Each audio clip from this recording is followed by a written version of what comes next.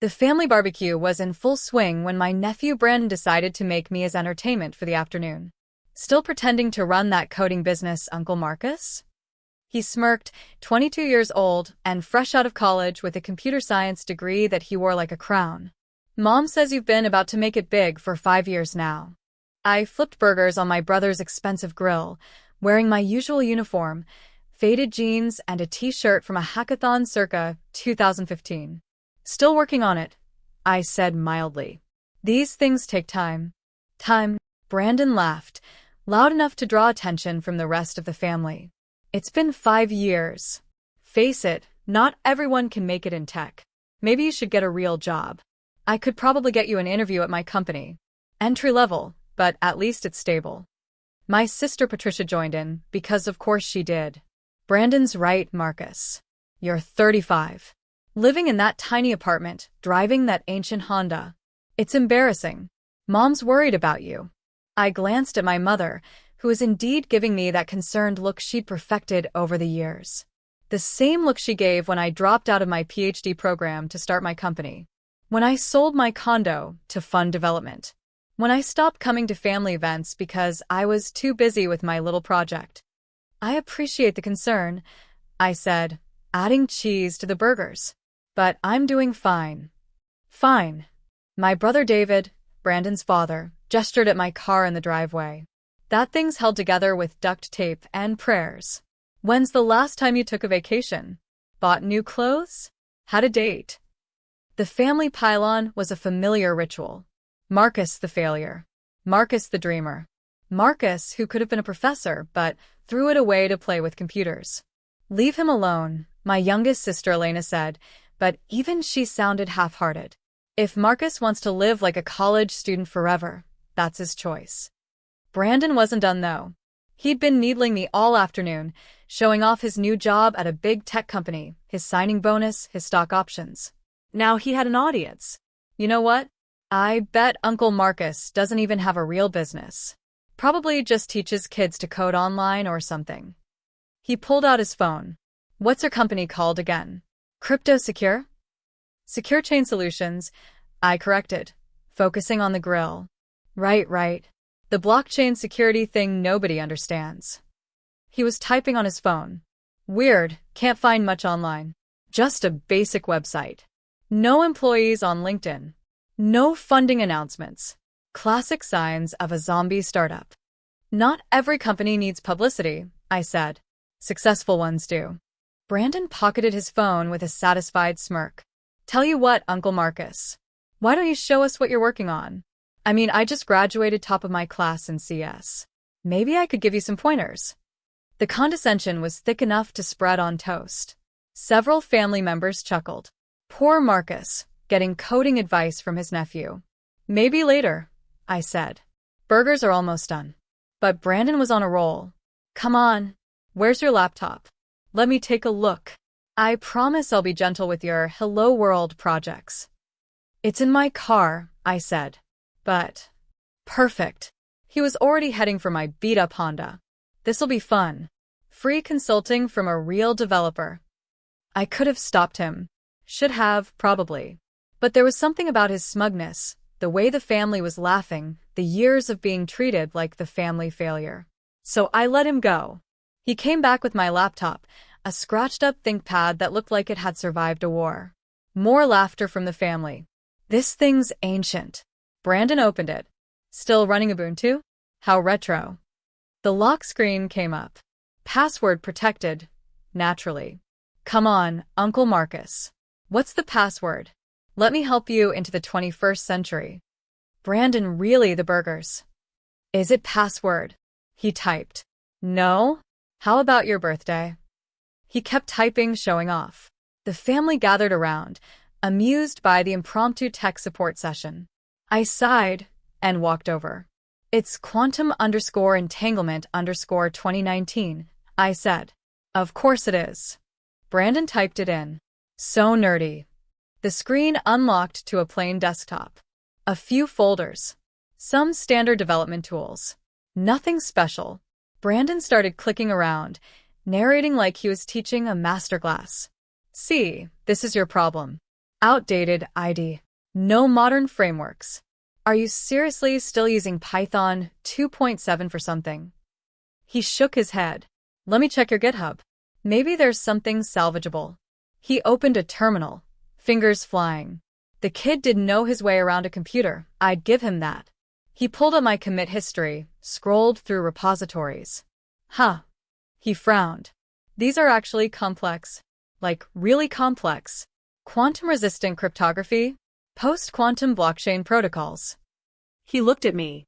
You wrote this. It's just theoretical work, I said. Probably nothing. But Brandon was diving deeper, his showboating forgotten. He opened another terminal, started probing the system. His audience was getting bored. Watching someone read code isn't exactly thrilling. This is weird, he muttered. Your system's got some serious security. Multiple encrypted partitions. Hidden services running. What is this, a honeypot? Brandon, maybe we should. Wait. His fingers paused. These process names. They're handling live connections.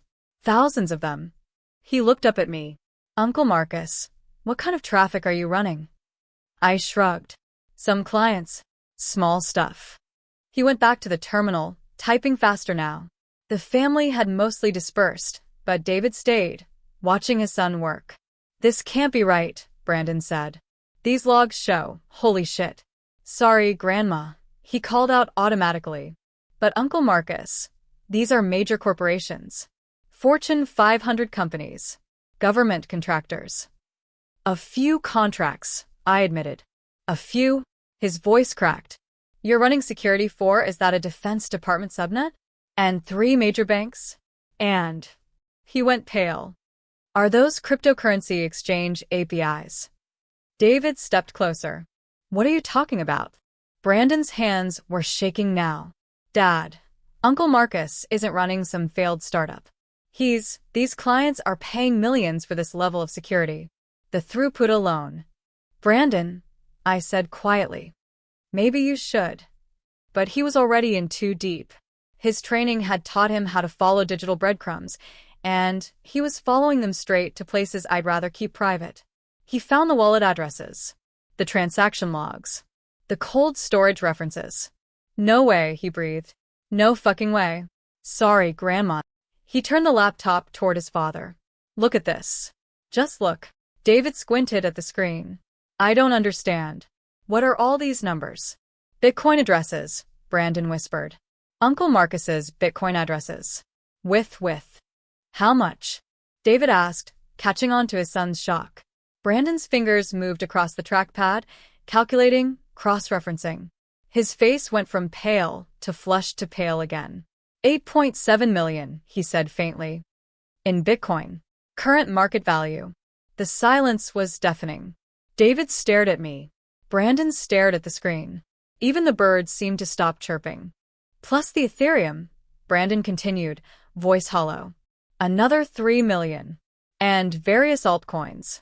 And the fiat currency in traditional accounts. And he looked up at me with something like awe.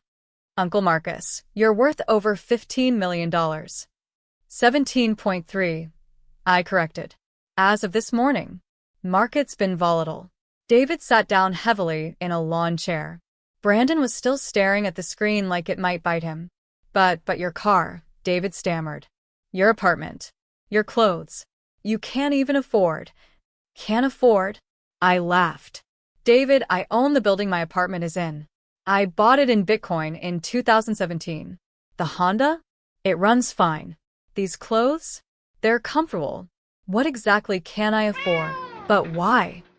Brandon's voice was small now. All his smugness evaporated. Why live like a failure? Like someone who needs his nephew's pity job offers? I closed the laptop gently. Because money isn't the goal, Brandon. Building something that matters is. Secure Chain Solutions protects billions in digital assets. We've prevented 14 major hacks in the last year alone. We're developing quantum-resistant protocols that'll still be secure in 20 years. David asked. You have employees? 43 contractors worldwide. All remote. All paid in crypto. All top tier. I smiled. Including 3 of your son's professors, Brandon. They do consulting work for me. Brandon made a strangled sound. But here's the thing, I continued. When people think you're successful, they want things. They have opinions. They judge your choices. When they think you're a failure, they leave you alone. They let you work. No venture capitalists breathing down your neck. No board of directors. No tech journalists. Just me, my code, and problems worth solving. Patricia had wandered back over, sensing drama. What's going on? Uncle Marcus is a millionaire, Brandon said flatly. Multi-millionaire. He's been pretending to be broke while running a massive security company. Patricia laughed. Right. And I'm secretly a supermodel. Brandon turned the laptop toward her, showing the wallet balances. She stopped laughing. The family barbecues are useful, I admitted. Keeping me grounded. Reminding me what matters. Plus, it's excellent security. Who's going to hack the broke uncle who can't afford a decent car? Security. David echoed. I handle very sensitive systems. Nation-state level attacks. Corporate espionage. Crypto thieves. Living flashy makes you a target. Living simple makes you invisible. I gestured at Brandon. Your son found my real accounts because I let him. Because I'm tired of him thinking I'm a failure. But most hackers? They take one look at my surface life and move on to flashier targets. Brandon was running more calculations. Your burn rate is minimal. You're spending maybe $50,000 a year personally while your company nets. His eyes widened. Jesus Christ. Language, I said mildly. And yes, turns out not buying Lamborghinis and penthouses leaves more money for R&D. We're about to launch something that'll make current blockchain security look like a padlock. The family meeting had turned into something else entirely. More relatives had gathered, drawn by the commotion. Mom was standing by the grill, spatula forgotten, mouth open. Marcus, she said faintly. Is this true? Yes, Mom. Sorry for the deception. But you were all so worried about my life choices, and I didn't want to deal with suddenly having everyone asking for loans or investment advice or trying to set me up with their friends' daughters. So, you let us think you were a failure? Elena asked. I let you think I was struggling. There's a difference. I never lied. I do live in a small apartment. I do drive an old car. I do wear old clothes. I just never mentioned that it's by choice. Brandon was still staring at the screen. The code I was mocking, it's brilliant. Like, paradigm-shifting brilliant. You solved the Byzantine general's problem for quantum systems. This is PhD-level work. Multiple PhDs. I did have that PhD program, remember? Just because I dropped out doesn't mean I stopped learning. Can I work for you? Brandon's voice was tiny. I mean for real? Not the pity job I was offering you, but actual work? I considered him. Can you handle knowing your failure uncle is your boss? Can you keep the family stories at dinner separate from work? Can you lose the attitude about people who don't fit your success metrics? He nodded quickly. Yes. God, yes. The stuff you're doing? I want to learn. I need to learn. Then we'll talk. But first, I looked around at my stunned family. Who wants burgers? They're getting cold. The rest of the barbecue was surreal. Questions, accusations, apologies. Patricia kept insisting I should live a little. David wanted investment advice. Mom just kept staring at me like I'd grown a second head. All these years, she said finally, all these years I worried about you. Lost sleep thinking you'd end up homeless. I know. I'm sorry. But would you have treated me the same if you knew? Would we have had the same relationship? Or would money have changed everything? She thought about it. I don't know. Maybe you're right. But Marcus, sweetheart, maybe buy a better car? The Honda really is held together with duct tape. I laughed. It's got sentimental value now. Brandon's mockery. Patricia's pity. David's job offers. Every dent is a reminder to stay humble. As the sun set and the family slowly dispersed, Brandon lingered. He'd been quiet for the last hour, processing. Uncle Marcus? That job offer. I'm sorry. I was such an ass. I thought. You thought what society taught you to think. That success looks like sports cars and designer clothes and TechCrunch articles. That's not your fault. Well, the smugness is your fault. But the assumptions? Those are cultural. He nodded. The work you're doing, it's what I dreamed of when I started studying CS. Before I got caught up in salary comparisons and status symbols. The work is still there. Always will be. Question is whether you want to do it for the right reasons. I do. I really do. I studied him. The arrogance was gone, replaced by genuine curiosity and humility. Maybe there was hope for him yet. All right. Monday, 9 a.m. Video call. We'll start with a basic assessment. And Brandon? Yeah. Dress code is whatever's comfortable. I'll be in my failed startup t-shirt. He grinned. The one with the holes? That's the one. It's lucky. Wore it when I mined my first Bitcoin. As I drove home in my duct-taped Honda, I reflected on the day. The secret was out, at least within the family. Things would change now. The dynamics, the relationships, the expectations. But maybe that was okay. Brandon had learned a valuable lesson about assumptions. The family had learned that success comes in many forms. And I'd learned that sometimes the best security system isn't the one that hides everything, it's the one that hides in plain sight. My phone buzzed. A text from Brandon. Uncle Marcus, I've been reading your patents. Is this proof of work algorithm what I think it is? I smiled. The kid was sharp. Maybe sharing the secret wasn't such a bad thing after all. Another text. Also, Mom wants to know if you can loan her money for a kitchen remodel. Then again, maybe the duct-taped Honda was staying. Some security systems are worth maintaining. I pulled into my building's garage, my building, though only the accountant, and I knew that. Tomorrow, Secure Chain Solutions would continue protecting the digital world. Brandon might join the team if he proved himself. The family would adjust to the new reality. But tonight? Tonight, I had code to write. A quantum-resistant protocol that would revolutionize cryptocurrency security. The same thing I'd have been doing if I was broke. Because Brandon's mockery had missed the point entirely. It was never about the money. It was about solving problems worth solving. The money? That was just a side effect. A $15 million side effect that I kept in Bitcoin while driving a car, held together with duct tape and determination. Sometimes the best disguise isn't a mask. It's simply being yourself and letting others draw their own conclusions. And sometimes, just sometimes, it's worth letting the mask slip. If only to see the look on your nephew's face when he realizes his failed uncle could buy his entire company with pocket change. But mostly, it's about the code. Always has been. Always will be. The Honda's engine coughed as I parked. I made a mental note to add more duct tape tomorrow. After all, I had a reputation to maintain. The broke uncle. The failed startup. The family disappointment who just happened to secure half the world's cryptocurrency.